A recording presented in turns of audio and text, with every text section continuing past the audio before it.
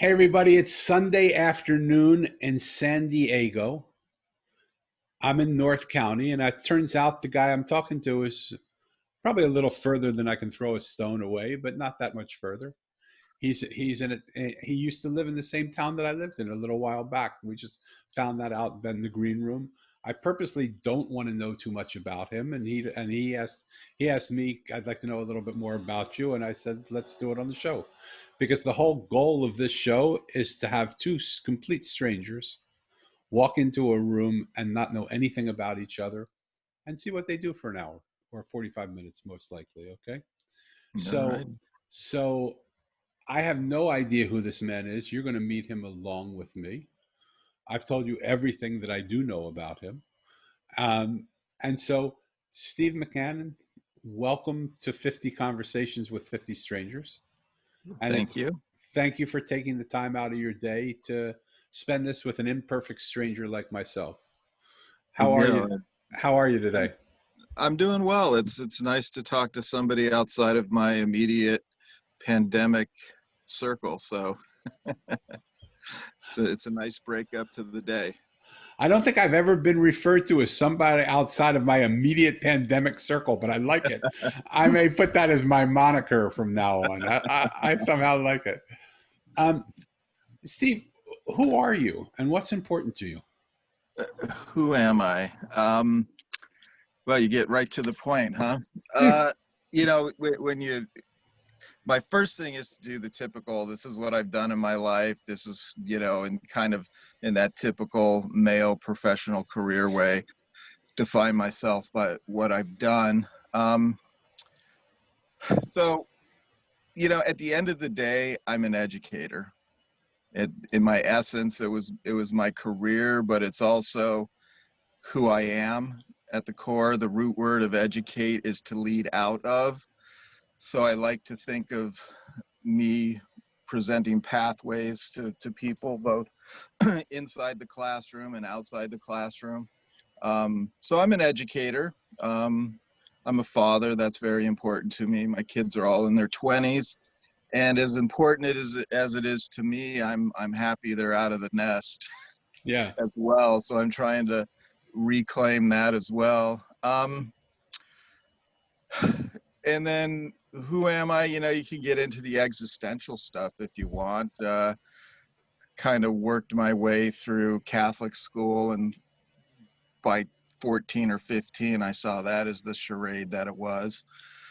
And so probably I'm just, I don't know if you've ever read any Alan Watts Yes, I back in have. the day. Yeah, he has the best phrase. He's all, we're just part of the universe observing ourselves in a way, so that's who I am, and just going through the journey with a little bit of a sense of the absurd tinging everything, which helps me not take anything too serious, including the inevitable death that we're all facing. So that's it. I stopped teaching. I was a professor of political science down at Grossmont. Before that, I was a high school teacher. And I quit that I had tenure. I had the life of quiet desperation laid out right in front of me, all the way, and but I decided to stop teaching, and I went headlong into the cannabis industry, Wow. probably in 07, 08, because I really saw it as a pathway out of teaching, which, after 20 years, come on, how Yeah. many blue books can you look at? But I saw it as the civil rights issue of our time, Wow. with the onerous federal government trying to infringe on people's right, to choose the recreational, but for me, the passion has always been the medicinal aspects of it.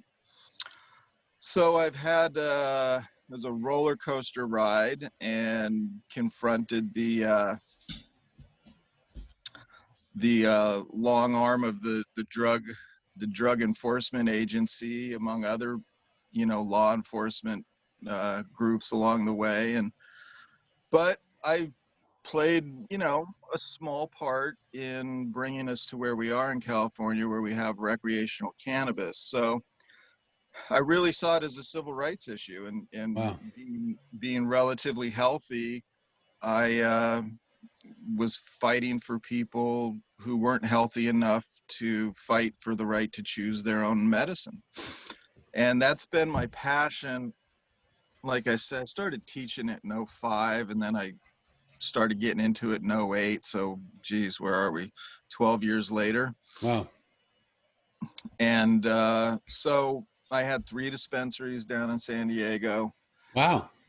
Yeah, I was got a lot of stories, which leads me. But I sold them when the recreational was coming.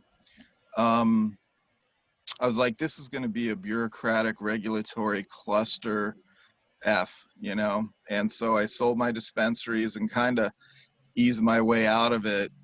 And now, how do I put it? I'm trying to tell the story rather than live the story. Yeah. And I wrote a screenplay. Wow. Um, and now I'm pivoting because, you know, I grew up in Pasadena. So LA and Hollywood was always this looming shadow. And I always had disdain for, you know, whatever Hollywood represented, the shallowness and, think about Warren Beatty and Shampoo. You remember that Right. movie? Right. Well, You you're know, picking one of the shallowest of the shallowest movies, but yeah, I get what you're saying. yeah. So I wrote the screenplay. I always say about it, you know, the cannabis is the sizzle, but the meat is more along the lines of a Chinatown, where you're finding out where the real power resides and who really is controlling things. And in the cannabis industry, I really saw it up close and personal how rotten the system is. I mean, it is rotten.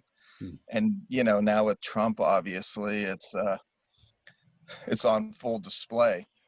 But so I wrote that, and then I started shopping it around Hollywood, and everybody's interested in What year? cannabis now. What year is that? Is this that you started shopping it? So this is 2017, 2018, Okay. and I moved up there, and then every homeless dude in Hollywood has a script to sell, right? Right. All right. All right. And I started running into those shallow, empty people, and I'm like, this isn't working for me. And so I regrouped, and now I'm launching a podcast, which is going to address the same issues in a nonfiction way that I was trying to address in a fictional way in my screenplay. Yeah. So I'm in the middle. That was my pandemic pivot, is that I was sitting around trying not to get sick and die. And I said, you know what, this screenplay thing, just, it's there.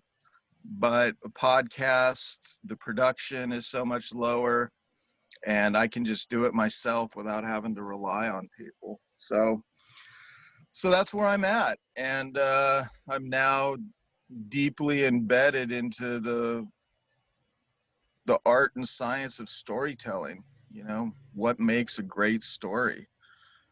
And it's interesting. I'm sure you read Joseph Campbell, Hero with a Thousand Faces. Hard And not to. And his hero's journey, all this. I mean, yeah, his hero journey is the epic blueprint for just about anything that's been successful, right?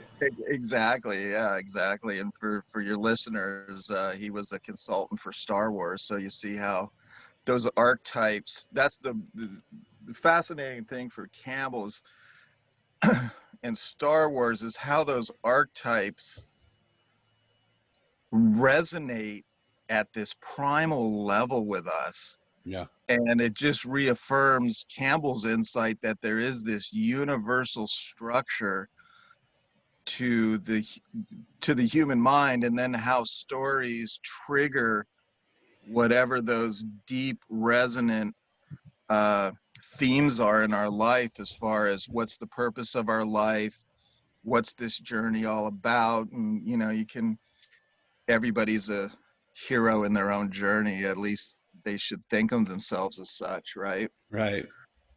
Well, So, what? Let me jump in. What's amazing is that almost every story, every book that's successful, every movie that is acclaimed, every television show, every series, almost everything that we watch that is made up creatively follows that same pattern. And nobody even realizes we're being led through the same pattern of this hero's journey where he goes out on his own, he encounters his demons, he yeah, seems to win, it looks like he's winning, he goes back and loses again, he yeah, picks himself back up and wins again, and it's almost that simple of a formula where yeah, yeah.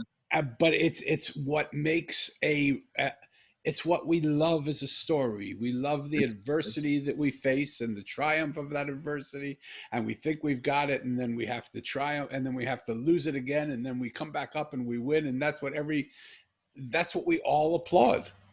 yeah, exactly. So let Although me I let me do, let me yeah, ask you go 1 second. sure. Knowing that that's the story we all applaud, how come we don't applaud it in our own life? Because we have a false consciousness. We're not in to the degree that us in the West have a Judeo-Christian construct, even though we might not be believers. The structure of the Christian cosmology, if you will, meaning that God is up there when we're actually part of the Godhead, right? That's kind of the Hindu influence that I have. So God is removed from us, and then you have this intermediary Jesus who's part man and part God. But he, to use Alan Watts again, he says we put Jesus on a pedestal, so he's just out of reach. Yeah. And then so here we are, sinners, the original sin, we're shamed. I mean, think about the absurdity of that a beautiful baby has a mark on it because it's a flawed thing. I didn't get my kids baptized because I'm like, I'm not buying into that conception. But even if you And, think about it, let me just jump in. A couple things that come to mind. I would venture to say, if we look at the story of Jesus, it also follows the hero's journey, oh, absolutely. right? But So that's one. yeah, yeah, But then, even in Hindu philosophy or philosophies of the East, that beautiful, pure baby that comes born most likely isn't a beautiful, pure baby because he's bringing the baggage of past lifetimes, and yeah, he's coming in with all the stuff that he has to work out. He's yeah, coming in with all the things that he didn't quite achieve the time before, all the yeah, things that he's yeah, agreed to bring onto himself. We're innocent, of course. We're innocent. We're not yeah, sinners like yeah, the Christian church would say, but we are not this clean palette yeah. that walks Well, in unscathed. I think we call that epigenetics in the West. Okay, okay, okay. I am a little bit of a rational scientist when it comes to that, but the myths of the various religions are definitely ennobling, right? But Yeah. when push comes to shove, I'm just like, well, what's science tell us about it? But I mean, there you go. It's epigenetics. Yeah. You're carrying through the trauma of your previous generations. So So but can to I come can back to I your can I sway our conversation a little? well, let me just make the point about you asked me about the why we don't think of ourselves in that hero's journeys, and I would argue that the Judeo-Christian, with an emphasis on the Christian, it's a slave mentality. Hmm. They want you to submit and be submissive. And so they can't give you the keys to the kingdom because then you wouldn't tithe the church and follow their rules and, you know, be in be under control. So that's the answer to you. That's the long way Love of it. answering the Love it. question. So Yeah. let me try and pull this in a little bit because it could be Okay. easy for us. You and I can have a philosophy discussion Yeah, forever for because sure. I think it would be fun for us to do. And another time we maybe can do that. Yeah, But this show's about people and personalities and things that sure, go on. This show is really about who you are, what you're going through, how you're doing. And so with all sure. that stuff, so many people ask, "How are you?" and we give a pretty good, fine, great, I'm doing good, I'm all good. And most of the time, when I've asked that question from a place of really caring and really wanting to know and really taking the time to listen, that's normally not where people go with the answer. How, Yeah. how are you really doing right now? Um, I'm doing okay. Obviously, given, I stopped teaching after the Bush administration because I saw, well, let me just back up. We're social animals, right? Okay. My whole academic career has been about thinking about how the polis, how the city state, how the state impacts the individual and how the individual can impact the state, right? So I've always had this larger view that was it Socrates or Plato said, can you be a good man in a sick state, right? Or can you be a sick man in a good state? Or somehow the quality of the political system you live in actually informs and defines who you are. So we're in a sick state. I Yeah. want to time you out because I want to bring you way back. I don't Yeah. want your So I don't want your philosophy. I want you. I want to know how you are doing. so I'm doing good because going back to that original stuff, I walk through the world going, this existence is absurd. This doesn't, what's the meaning? I don't put a lot of value in my own individual conscious interpretation of myself. Does that make sense? Because I just shrug my shoulders. So you die. So it's going to happen to all of us. Um, So, can I so tell you I, a so I, story? Can I yeah, tell? so yeah, go ahead. I had that same point of view for a little while. I felt like this was a question I used to ask people. If you had a house and in one room of the house you hadn't finished painting the room was painted, but the top right corner of a one wall hadn't been finished painting, and you got a knock on the door that your house was going to be torn down tomorrow, and you had to get out and you had to evict. Would you paint the house? Would you paint that corner of your wall before you Oh, left? oh, hell no. Yeah, my answer was always hell no. Until I went to see some Tibetan monks, and the Tibetan monks were making a mandala out of sand. Uh-huh. Yeah. And there were about 8 or 10 of them. And they spent months, maybe 2 months, all of them together, working every single day to make this mandala. And I would go there and I would watch them, and I wouldn't participate. They wouldn't let me participate, but I would watch them in the participation of watching them do it. Uh-huh. And they invited me then to come when their teacher was coming. And their teacher came, and in a moment he looked at the mandala. He took out his brush and he just went like this. Yeah. Yeah. And I thought, why in the hell did he do that? Like, what's going on? And I said, come with us. You can ask him. I said, these guys have worked 2 months. There have been 10 of them working here 2 months to build this. You came and saw it for 1 second. Why did you do that? He said, because everything that is beautiful in the moment. Yep. And in that moment, it's beautiful, but it doesn't carry through the next moment. So we have to create beauty in the moment that is. Yeah, 100%. So, what is the beauty that you are creating in this moment? Forget about shrugging your shoulders, because you're a powerful man. Yeah. So what's the beauty? Uh can we use the word truth? Yeah.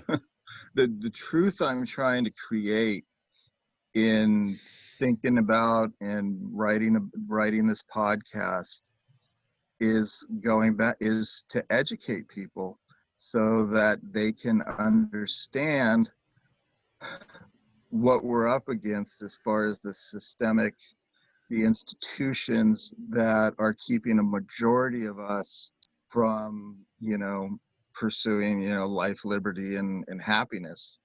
And there's a small group of people who are hoarding all the chips. And so the I want to tell that story. And so if that's beautiful, if it turns out to be a beautiful story, that's fine. If it turns out to be a truthful story, I would rather have it resonate at the level of truth Okay. rather than beauty. Although, since it is quote unquote, I guess podcasts are work of art, I would love it to be aesthetically beautiful, or, well put together, well designed. Yeah. So, but the beauty, what I look for is the interpersonal relationships that I have, Love that. right? Love that. My my girlfriend has a couple granddaughters on the property we're living on, and they're 3 and 18 months. Wow. And you want to talk, oxytocin's a pretty good drug when you hug a little baby.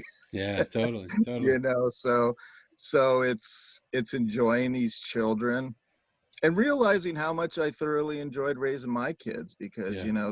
they all were teenagers, so you you tend to remember the end game of it. But Yeah. hanging out with these two little kids, relationship with my girlfriend, my ongoing, albeit distant, relationship with my kids. But I talk to all three of my kids 2 or 3 times a week. So if there's beauty and meaning that I'm trying to inject into the world, it would be through the interpersonal relationships. And I have a couple friends too that I, regularly talk to. Love that. Let me switch the context a little bit. Sure. Excuse me. Let's go into a lightning round. Are you a dog or a cat person? Dog. Coffee or tea? Coffee. Would you say you're in the box or out of the box person? I am out of the box.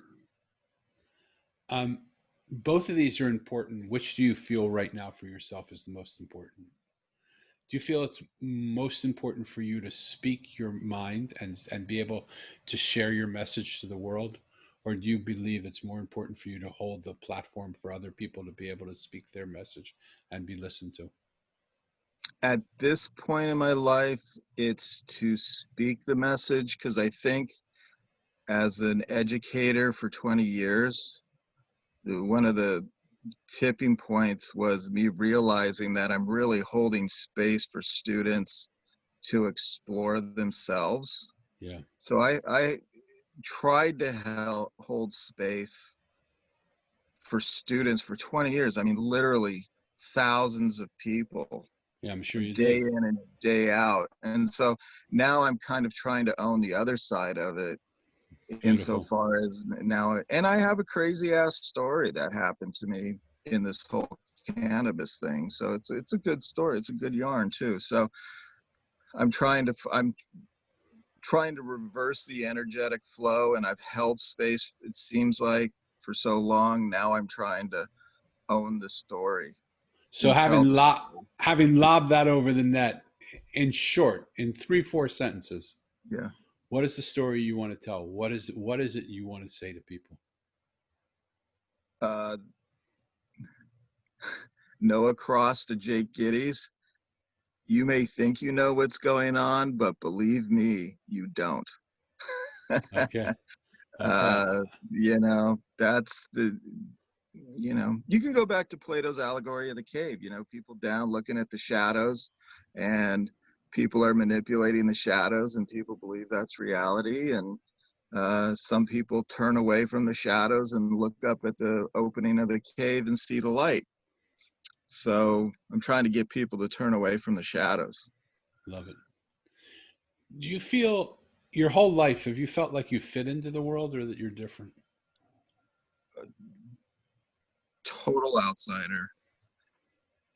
Total outsider. Fabulous. Which, it might have to do with my personality, but I was also adopted at birth. Yeah. So I never fit into my adoptive family. Hmm. None of us look like each other. Um, I just my adoptive father had narcissistic personality disorder. I moved out when I was 16, joined the army when I was 17. So I never fit into that family because it wasn't my people. Yeah. Yeah. And I had a interesting, so I searched for my biological mother when I was 25. And the genetic, energetic flow, I'm like this perfect scientific experiment.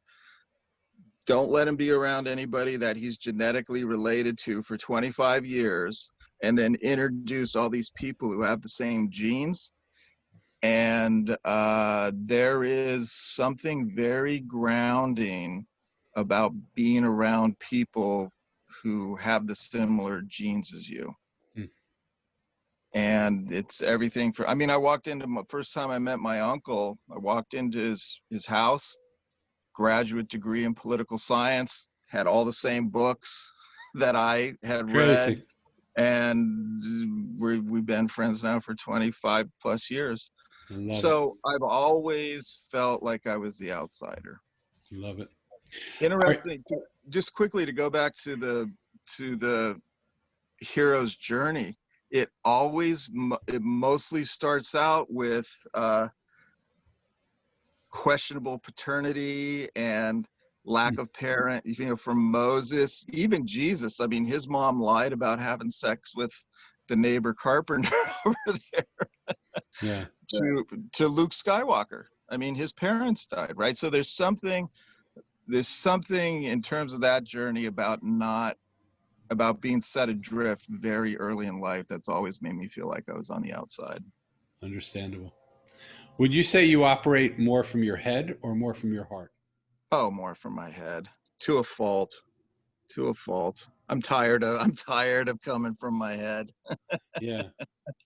So, Tired. what do you think? What would be the pivot that would make you, being that you're tired of coming from your head, what would be the pivot that you're looking for that would make you be okay with being from your heart? Microdosing psilocybin. Okay. I Okay. mean, hippie Prozac.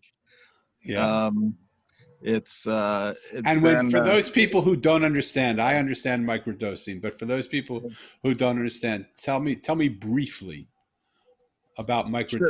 tell them Well, briefly about yeah. what it means to Well, microdose. it's magic mushrooms, but you take maybe a quarter to half a gram of magic mushrooms 3 times a week. And as I understand, it's a serotonin dump. So just opens your eyes, makes you feel more creative, makes you feel more engaged as a human being. Um, if it wasn't for magic mushrooms, I wouldn't have finished my screenplay. Wow. Wow. I just microdosed and it all clicked. And to your point, I felt the passion for the story, where Yeah. I was coming at it from this structural analytic standpoint of how does the story fit together, like, building blocks. And once I started microdosing psilocybin, the passion for the characters just came out. So yeah, that's about how I do it. And microdosing, just so you know, because people don't know whether 3 or 4 grams of something is a little bit of Oh, something or a oh lot, yeah. but microdosing is small quantities Yeah, of point 0.5. Yeah. of hallucinogenics that Yeah. actually give you not a huge hallucinogenic, but just soften the edges around what we naturally Yeah. believe so that we can actually open up a door to see something we didn't see before. Would you say Yeah, that's and true? it's yeah, and it's serotonin. So I don't know what pharmaceuticals dump serotonin into your brain, but it's just a natural serotonin dump, Yeah. So I don't know what pharma drugs do serotonin, but it's playing with the same mechanisms that pharma plays with for mood enhancement and stuff like that. So to those people who are feeling like, wow, what's this guy doing? He's weird. He's a hippie. He's doing drugs. He's a drug addict. Um, look in your medicine chest and see, do you have Prozac there? Do you have some sort of mood enhancer in your medicine chest that because it Yeah, has a pharmaceutical label on it, you think is okay? But what Stephen's talking about here is plant medicine, things that grow right from the exactly. ground. and that Exactly. their intention was to be used for plant medicine, not fabricated in a laboratory to make a Yeah. company rich. Okay, Yeah. so I'm Yeah. leaning a little bit towards my belief system in that too, but Yeah. Yeah. I just want to invite people who haven't perceived the possibility that there are other Yeah. things out there, that you don't take big quantities that can Yeah. endanger your well-being, but you take very small Yeah. little micro doses, Yeah. that open you up a little bit. Yeah. Michael Pollan's book, How to Change Your Mind, or How We Change Our Mind. I can't remember the exact title. That's a good introductory, first step into this world. And if you just Google microdosing, I think there's a guy, his name's Fennel, Fennel. He was with Leary and all those guys at Harvard, but he's been working on microdosing for 20 or 30 years. He's got a good book on microdosing. Yeah. So for those of you who are interested and maybe getting away from a pharmaceutical grade um, uh, enhancement drug that really doesn't enhance, but it just actually hurts you and gets you addicted, Yeah, check out microdosing. It might be a fabulous yeah. alternative for you. And CBD. I mean, to go back to what I've spent the last 15 years of my life, CBD, I think, is the rage everywhere. Cannabidiol Yeah. is actually non-psychoactive compound in the cannabis plant, and that works moods for homeostasis, and THC, but that's a whole other conversation with the Right. the psychoactive So part of it. Yeah. CBD, what he's talking about for those of you who are unfamiliar, is the non you won't Psychoactive. get high doing that. Yeah. You'll just relax. You won't see Yeah. anything. With marijuana, you might see some things, or with psilocybin, you might see some things and have some experiences. With CBD, you won't. It'll relieve your pain. Um, Yeah. If if you want, do you have show notes? yes, I would like you to I, send me the notes for show notes. well, I've written a couple. I've written a few articles on CBD, anti-inflammatory, pain reduction. So I've written a couple articles on CBD, and I'll just send you those, and you can link them Love if it. people want more information for sure. Absolutely, I will include those in. Um, do you think people are more different than they are alike, or more alike than they are different?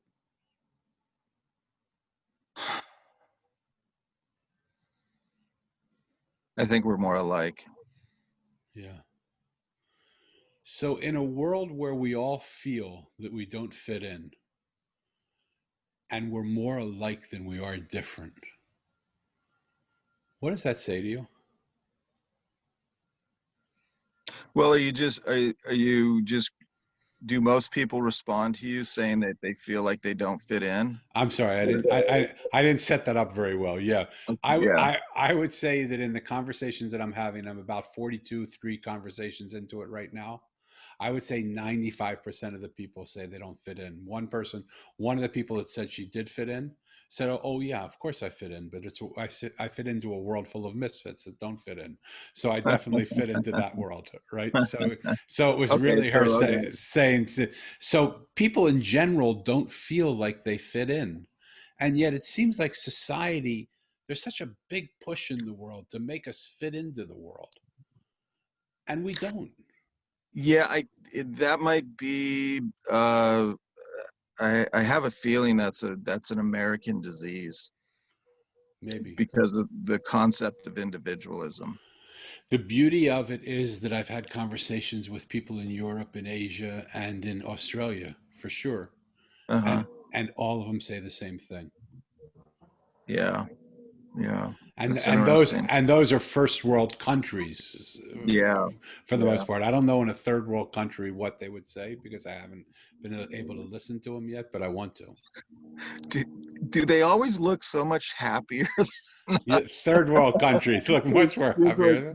less developed, yeah, whatever you Yeah, want to call them, yeah. but they just look like they don't have cares in the world, and they're just more joyful. And people I've met, they just, I don't know, there might be an existential angst that comes with advanced industrial society.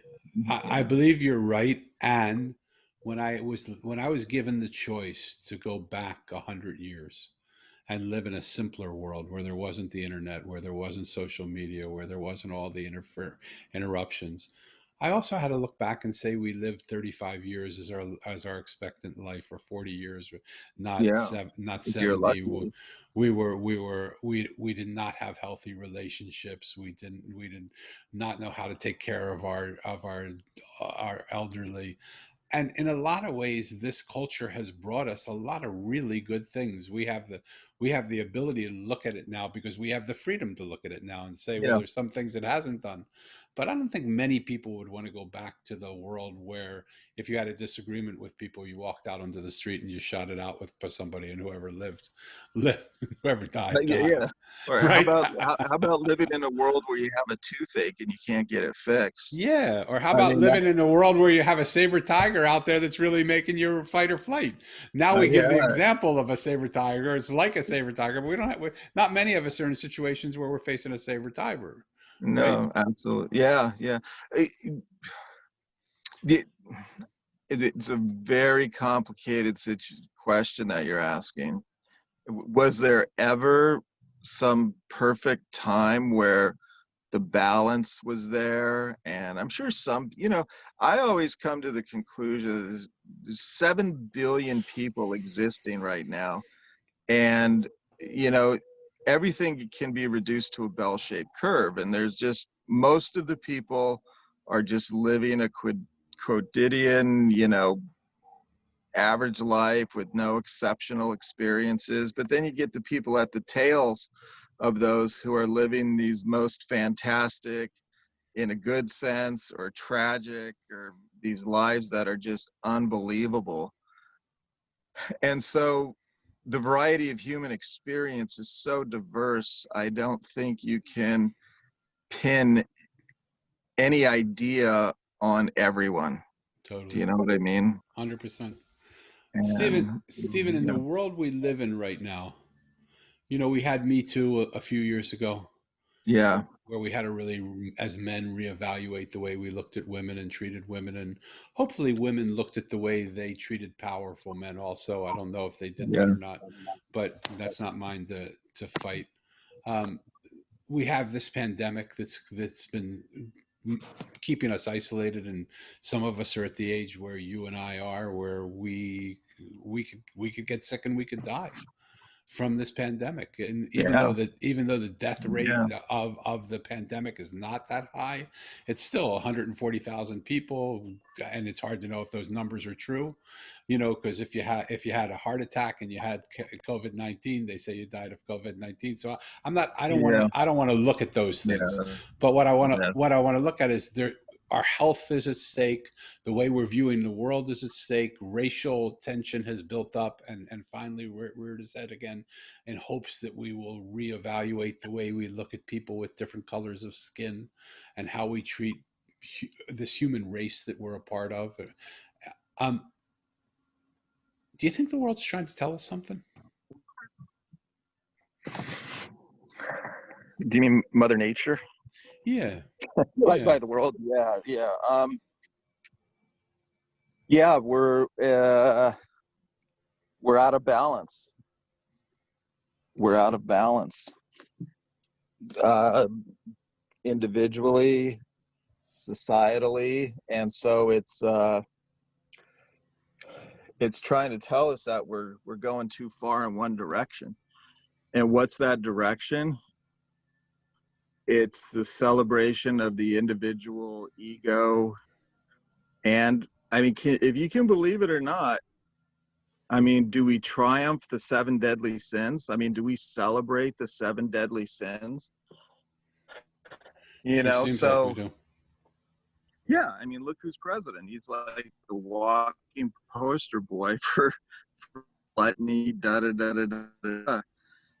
And um, yeah, and including the globalization part, because of, we all celebrate the interconnectivity, but really the globalization is a capitalist driven uh, arrangement. And so the fact that people are traveling all over the world, in airplanes that are putting God knows how much, we're just pursuing something, which is it's a false hope. What do Right. we all hope? That we all have the mansion on the hill, and that, I just don't even know what everybody's dreaming of. Yeah. But the dream is come at a price. And I mean, I think the idea that Trump is trying to force people back to work against all common sense Yeah. just reveals this capitalist class. I'd like to move it away from now. There was a lot of people a lot of capitalists who were okay with children going into factories until the 1920s. Yeah. Yeah. What kind of monster ties a child to a machine so that they can, have more money? And so there's an S- element. Yeah. So anyway, So we're out reel of. it. We're gonna run out of time. Reel it in. What I want to know, and I get that, and for those people whose feathers have been ruffled, I say, take a look at why your feathers are ruffled. But Yeah. Exactly. Stephen's speaking his point of view. He's entitled to have his point of view. I want to validate and acknowledge you for your point of view. You don't have to agree with his point of view, but to the ability that you can listen to his point of view, he certainly is an educated man. He's not some idiot that's just stoned out of his mind, sitting and doesn't know what he's talking about. So, what does that say to you that an educated man has a different point of view or has some things that you do believe? And what Yeah. do you take from that? Let me Yeah. personalize it again and just ask you, Yeah. if the world's speaking to us in general, what do you think Mother Nature's saying to you right now, Uh, individually?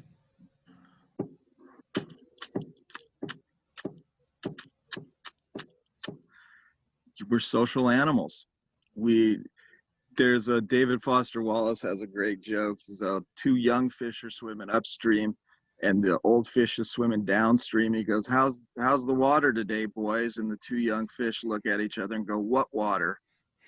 Right? We're swimming in something, and as much as the fish is dependent on the water, we are part of a social network, and this concept of the individual, um, you know, it's a historic construct of how we perceive ourselves. Okay. So Mother Nature isn't talking to me. I think I'm reacting to the water in which I'm swimming in right now, which is polluted literally and figuratively. And so I'm getting my message through the water, and it's not good. So how So do I, yeah, go ahead. no, so what I like to do is I like to turn people's tables over because Sure. we make statements based on beliefs as if they were facts. And you may be true in what you're saying, but what if what you're Yeah. saying isn't true? What if Mother Nature actually loves you so much that she is trying to tell you personally something right now? Is that possible? I mean, there's 7 billion of us. So Okay. I would like to, am I equally loved? No, I think nature is a cruel mistress. Okay. Grab it to the degree gravity's in her toolbox. If you fall off a mountain, there's no warm and fuzzy about how Mother Nature, the laws of Mother Nature work. Um, but I think,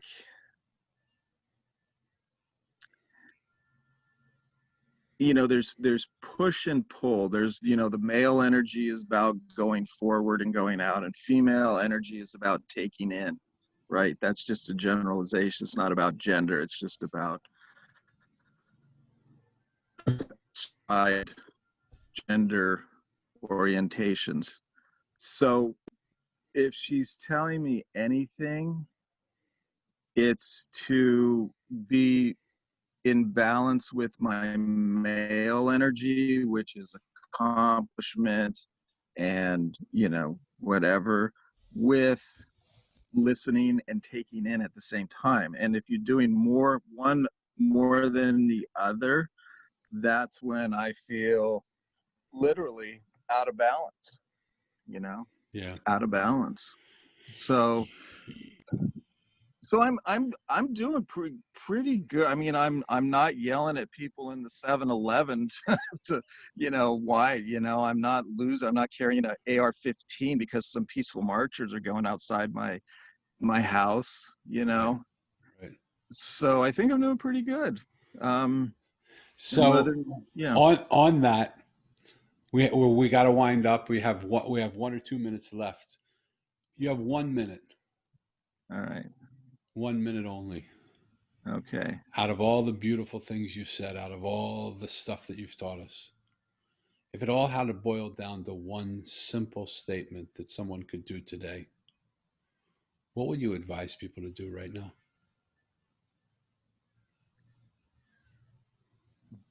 Breathe and meditate. Okay. Breathe and meditate. And you know prayer is talking to God and meditation is listening to God. Yeah. Yeah. Do more listening, like you are.